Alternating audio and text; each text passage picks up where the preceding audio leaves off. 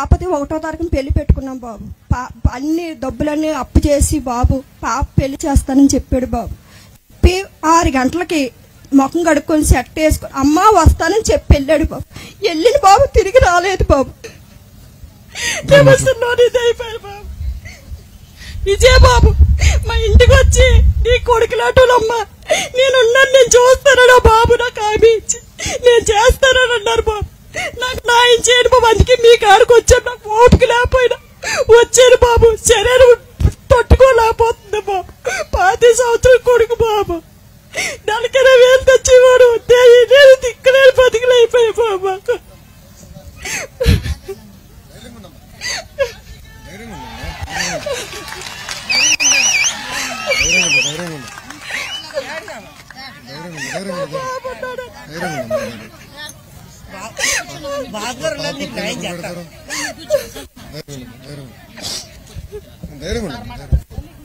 అమ్మా చూసాం, వైకాపా నాయకులు దొంగ ఇసుక రవాణా చేస్తూ పసిబిడ్డని ఎట్లా చంపేశారో మనందరం చూసాం. వాళ్ళ బిడ్డని ఎట్లా చంపేశారో మనందరం చూసాం. తల్లి కనీసం కుటుంబాన్ని ఆదుకునే మనసు లేదు ఈ ప్రభుత్వానికి. అమ్మ చనిపోయిన బిడ్డని తిరిగి తీసుకురాలేను కానీ కుటుంబానికి అండగా నిలబడతాం. 2 లక్షల రూపాయలు పార్టీ నుంచి ఆర్థిక సహాయం చేస్తాం. అంతేగా తల్లి, పాప పెళ్లి రెడీ చేసుకోండి.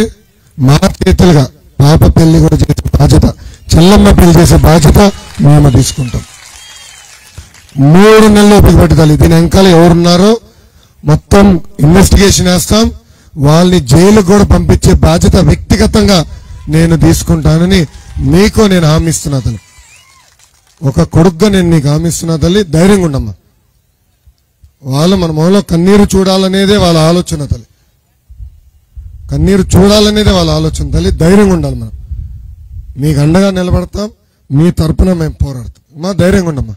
మా బాబుని ఇసుక తాటతో గుద్దిచ్చారండి. వైఎస్ఆర్ పల్లెట్ గుద్దిచ్చి ఏమి తెలియనట్టు పోలీసు వాళ్ళు అందరూ కలిసి ఏం తెలియనట్టు కామప్ చేశారండి. మాకు ఏం చేయడో తెలియక నానా బాధ పడిపోయామండి. మాకు ఏ దారి కనిపించకపోతే బాబు విజయబాబు కొడుకే కొబ్బరి తెలిసి ఆ బాబు వచ్చారండి. వచ్చి అమ్మ నీకు పెద్ద కొడుకులా నేను ఉన్నానమ్మా అని చెప్పి మాకు నేను చేస్తానని చెప్పి మాకు చేశారండి. వెంటనే ఆ బాబు విజయబాబు లోకేష్ బాబు కూడా తీసుకెళ్ళారండి. లోకేష్ బాబు చెప్పగానే మా బాధ అంతా చూసి ఆ బాబు ఎంతో ఇదైపోయి 2 లక్షలు ఇస్తానమ్మా పాప మ్యారేజ్ చూడమ్మా అని చెప్పేసి 2 లక్షలు ఇచ్చారండి. ఈ వైఎస్ఆర్ చేసిన పనికి కనీసం మాట వరుస కూడా కనీసం ఏం చేస్తున్నారమ్మా కూడా అనలేదు బాబు. నిండిపోయారు నీరు చేశారు బాబు నా కొడుకుది.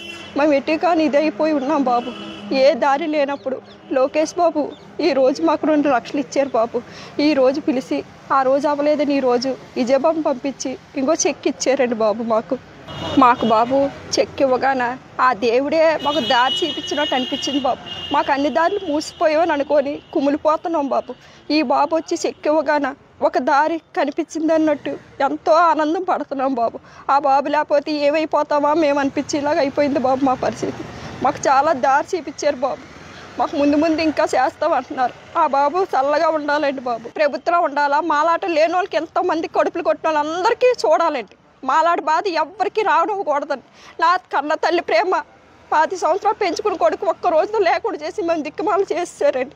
అలాంటి బాధ ఎవరికి రాకూడదని ఈరోజు నేను ప్రభుత్వానికి వచ్చి ఈ బాబుకి నా బాధ అంతా చెప్పుకొని ఈరోజు ఇంతవరకు వస్తున్నానండి. ఏ రోజు కూడా నేను ఎక్కడికి గుమ్మం దాటేదాన్ని కాదండి.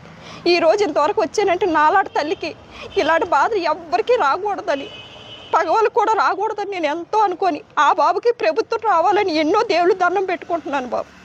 కంపల్సరిగా ఆ బాబుకి వేయండి అమ్మ ఓట్లన్నీ. మళ్ళాట పేదలందరికీ న్యాయం చూపిస్తారు. వీళ్ళు నమ్ముకున్నందుకు ఈ ప్రభుత్వమే ఇంతలా చేసి అనాథ బతుకులు చేసింది. ఇలాంటి బతుకు ఎవ్వరికి రాకూడదు. ఆ బాబుని గెలిపిస్తేనే మళ్ళాటి వాళ్ళకి కొంచెమైనా న్యాయం ఉంటుంది. కానీ ఈ ప్రభుత్వం అయితే అస్సలు ఉన్న ప్రాణం తీసి కనీసం ఓదార్పు కూడా రాలేదు. ఏం చేస్తున్నారు, ఏం తింటున్నారు, పిల్ల అనుకున్నారు ఏంటమ్మని ఒక్క మాట ఒక్క ప్రెసిడెంట్ కానీ ఒక్కరు రాలేదండి.